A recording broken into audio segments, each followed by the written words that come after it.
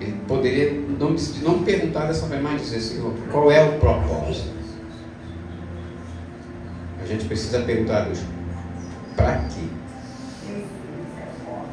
Para que eu estou passando por isso? Por que a enfermidade vem sobre a minha casa às vezes?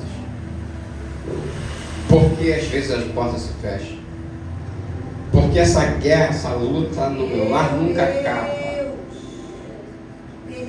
E por fim, não espere uma resposta concreta de Deus. O que é isso, pastor? Não espere uma resposta assertiva para o seu coração. Mas diga como um profeta: ainda que eu não estou vendo nada acontecer, todavia eu me alegro no Senhor. Porque até então o Senhor tem me dado coragem, vida e ousadia para permanecer firme no contrato em servir ao Senhor. Então, a sua resposta, as suas ações e as suas atitudes vão falar mais do que o seu comportamento. Perguntando: por que isso, Deus? Mas dizendo para Deus: Senhor, me ensina qual é o propósito. Para tudo tem um propósito. Há lutas que vêm em nossas vidas, na nossa caminhada, na nossa jornada de fé, que nós procuramos, é verdade.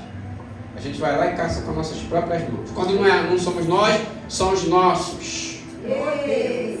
Vão lá, arruma uma situação, e você, como servo de Deus, entra na batalha, entra na guerra, porque você é chamado para isso, né? Para interceder pelo outro. Aleluia, Jesus. E a gente fica perguntando: Senhor, até quando? Eu sempre costumo dizer que, irmãos, para tudo Deus tem um tempo determinado. Se você não tem a resposta, Eclesiastes 3 vai dizer: tem um tempo determinado para isso. Aleluia. Para o fim de todas as coisas. Tem um tempo decretado por Deus. Começo, meio e fim. Aleluia. O problema é que às vezes a gente não quer ver o fim. Entende? A gente não quer ver os meios de Deus trabalhar. A gente quer que seja do nosso jeito. Tem que ser do nosso pensamento. Mas se nós deixarmos Deus trabalhar, meu irmão, se nós deixarmos Deus agir, pode ter certeza que Ele vai levantar a bandeira da vitória na tua vida, na tua casa. Foi assim com Gideão. O Senhor passou a revista em toda Israel, mas ninguém tomou atitude como Gideão tomara. Gideão fez preparativos, cavou buracos, escondeu um pouco de cevada, de alimento que tinha. Gideão depois pegou o que tinha sobrado e foi no lagar. Lagar, irmãos, é onde se malha, onde se pisa as uvas. E lá a palavra vai dizer que Gideão está malhando o trigo no lagar, um lugar em que o teu adversário jamais poderia encontrar, porque entendia que só acharia o alimento no lugar propício. Por exemplo, eles teriam que ir para o celeiro onde eram guardados.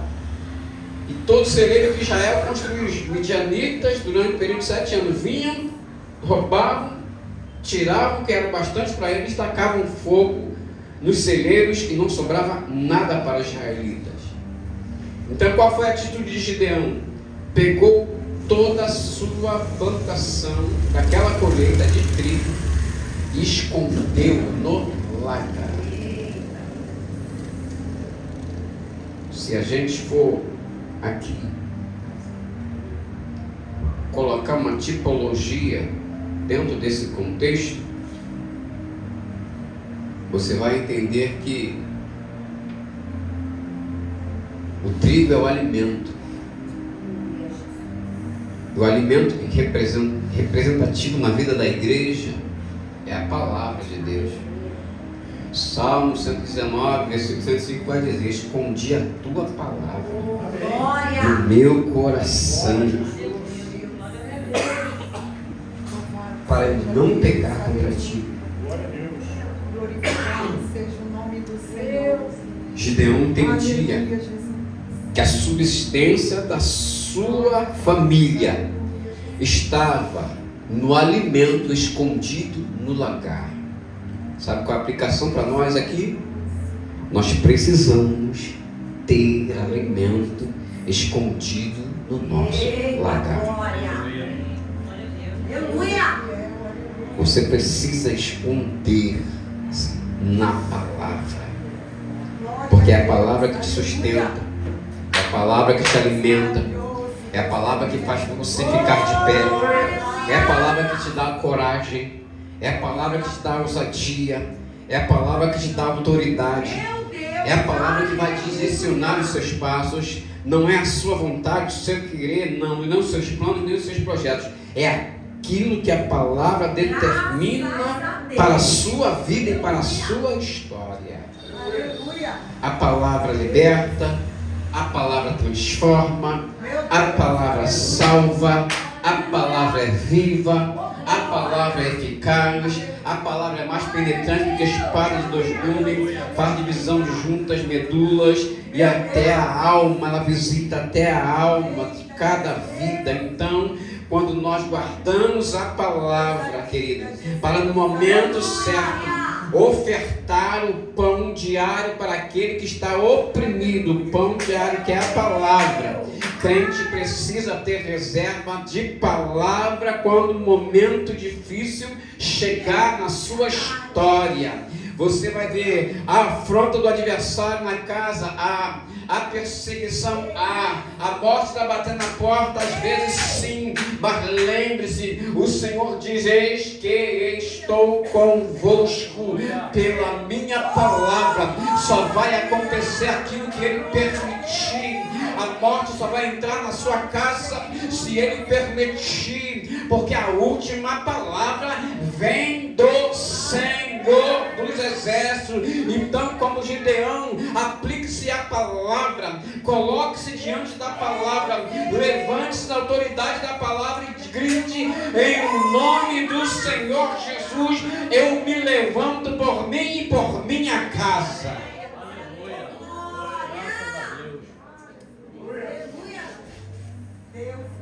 Aleluia, Jesus. Coisa linda, Senhor. Aleluia. Lagar é lugar de pisar uvas, Santo. não de malhar trigo. Quem pensaria numa estratégia como essa?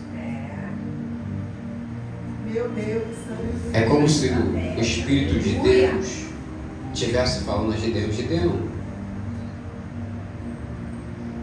tem outras formas de você garantir a subsistência da sua casa. Aleluia, Jesus. Tem outras maneiras, tem outras condições. Você pode reagir e agir. Não vai ser na força do teu braço, mas no poder da minha palavra. Se você ler o texto, você vai entender no poder da palavra. O texto diz que o Senhor envia quem? Quem, gente? Vocês não estão aqui não. Estou aqui sozinho. O Senhor envia um anjo. E o que o anjo diz para ele? O Senhor é contigo. Graças a Deus. Quando você entende que o Senhor é contigo, você se levanta na autoridade divina, na autoridade da palavra. O Senhor é comigo mesmo, então tá bom. Senhor, só para me saber que tu é comigo, te peço agora eu vou colocar aqui este pano nesse monte, e amanhã quando eu me levantar, todo o pano molhado e o monte está seco, para me entender que o Senhor é comigo. E o Senhor fala para você, diz, não, pode fazer.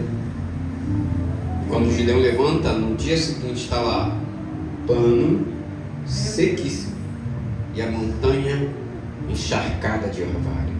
Meu Deus. Agora, Senhor, faça ao contrário, que somente a montanha esteja seca e o pano esteja encharcado. Meu Deus. Aleluia, Jesus. E assim aconteceu no outro dia. O Gideão começou a entender, opa, o Senhor é comigo. E aquilo foi colocando nele coragem e ousadia para poder vencer as etapas. E o texto seguinte, capítulo 7, vai dizendo que Deus começa a dar mais estratégia à medida, irmãos, que nós adentramos na palavra de Deus, ouvindo o direcionamento do Senhor. Quando o anjo diz, o Senhor é contigo, vai tu nesta tua força. Ele está dizendo, Gideão, o Pai está contigo, o Espírito está contigo, a palavra profética está contigo.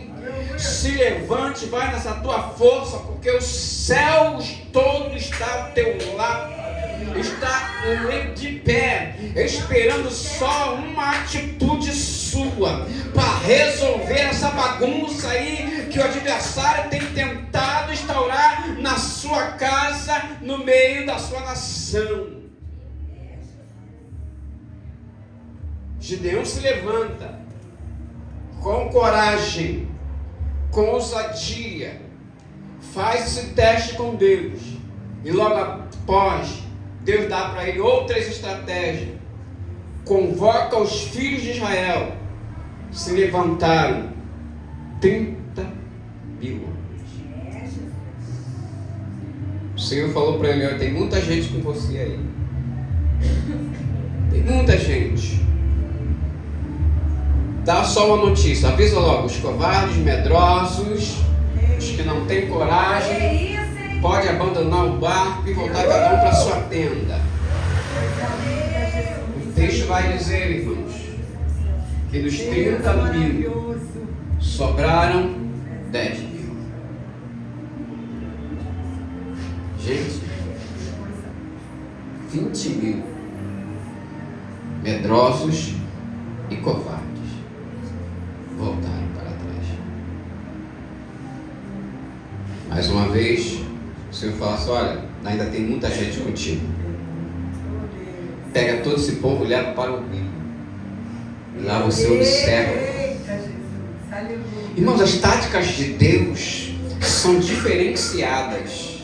A forma que Deus trabalha, a forma que Deus age, é diferenciada. E ele falou para ele, Gideão, lá tu observa como eles vão beber água. E vai os 10 mil homens, cada um com a sua espada na mão, indo em direção àquele rio. E quando abaixaram para beber água, o Senhor observa, Gideão, observa aquele que bebe a água como o cão bebe a água. O cão bebe a água olhando para os lados, para cima, para frente. E ali Gideão contou 300